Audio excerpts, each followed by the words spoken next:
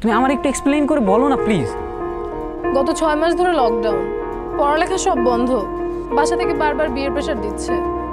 আমি বিয়ে করব না দেখে ভাইয়া আমার ফোনটাও নিয়ে গেছে। 2বার ছেলেপক্ষ দেখতে আসছে, আমি রাজি হইনি। আজকে আমি অনেক কষ্ট করে লুকিয়ে তোমার সাথে দেখা করতে আসছি। তুমি কি বলতেছো, বিয়ে হয়ে যাবে মানে? আমার তো মাথা কাজ করতেছে না। আমি কি করবো আমার বলো, আমি তোমার বাসায় গিয়ে কথা বলবো? তুমি কি কথা বলবা? তুমি এখন স্টুডেন্ট। তাহলে আমি কি করবো? আমি তো কিছু বুঝতেছি না, আমার কি করার আছে আর?